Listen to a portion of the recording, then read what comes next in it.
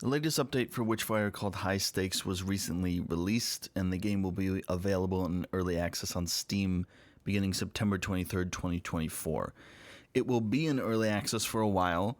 There are still at least 3 more maps to be added in the future, including the final boss. This is not meant to be a sweeping review of the game and all of its features, but I will give you a brief overview regarding the point of the game. You play as a prayer, a supernatural-infused, magic-wielding warrior priest of sorts. You're trying to defeat a powerful witch who's holed up in her mountain hideaway.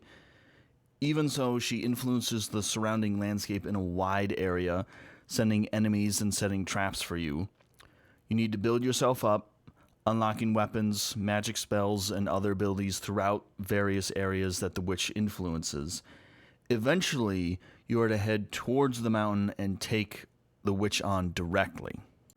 With that out of the way, I'm going to be jumping into changes that have been made and more changes I'd like to see.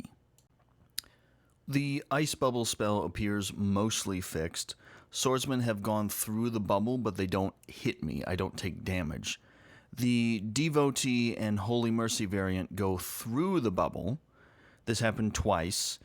This has been a problem since at least April of this year. There's still work to do with this spell.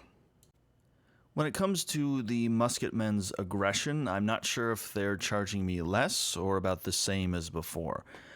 Before, they would run from a long distance away, forego attempting to shoot me, and go straight for the bayonet to the stomach. It feels like it's happening less, but I need to play more to be sure. The Warden of the Dead has, so far, not done any BS spotting me from across the map like had been happening previously. I noticed that now, on the castle map, the Warden can be inside the castle, not just outside. I'm fine with this. He's easy to avoid. However, if he's directly in your way and you don't want to fight him, he moves terribly slow. There is a way to erase the 2 mistakes he gives you with an item, so I don't think he needs a rework with how he works. He's annoying, but not impossible, and that's probably the point. The toll booth at the castle is significantly easier to manage. Swordsmen are the only enemies still, which is fine, and they like to stay inside the building. They've always liked to stay in the building, however, there appears to be less of them. You still need to be careful, but it's not over-the-top difficult like before, and I would avoid paying the toll altogether. When you beat a Calamity, ammo, Witchfire, feathers, and healing elixirs drop. This is more appropriate given what you just went through. I like the Calamity rework they did recently. You can take more hits and make more mistakes before one happens. In earlier builds, Calamities happen so often and I didn't know why they were happening. The mistake system is better. You can make 4 mistakes without issue, but on the 5th mistake, a Calamity happens. I'm still not always certain about what caused a mistake to occur. Some of it still seems a little BS.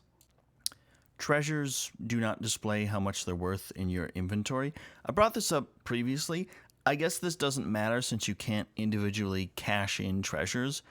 I won't bring this up again. I don't think it's a problem. Icons on the minimap are still tiny. I would like to see UI scaling to alleviate that. I hope they will add accessibility later on, but the devs seem like they want to go the From Software route. It's a difficult game. Deal with it. Prophecies are new. They enhance your character in some way. The one I have grants more Arcana tied to what your weapons can do. You unlock Arcana when you defeat groups of enemies and interact with the crystal that appears at the end of the fight. I like this addition. It gives me more influence and flexibility for each run. There are now options for new powers via Fallen Prayers. You accept a quest to collect echoes by finding them in chests and killing enemies. The pickup range is a little short. You have to walk into them, not just be near them. Additionally, there are fragments of each prayer's broken mask you need to find on the maps. They continuously make noise and have a visual effect so you can find them. They aren't simply laying on the ground somewhere. You need to look for them, maybe do some jumping to get to where it is. The power of the grant is a one-time use per run that you activate from the map. The one I have creates a decoy that distracts and sends enemies after it instead of me. It's useful, and I'm interested in what others do. The Island of the Damned is a new area meant to be easy for new players. There are much fewer enemies. Mistakes and calamities cannot happen, it seems. There is a vault that you can unlock, which ups the challenge more. You don't need to dive headfirst into that right away. You do get a useful item once you finish the vault.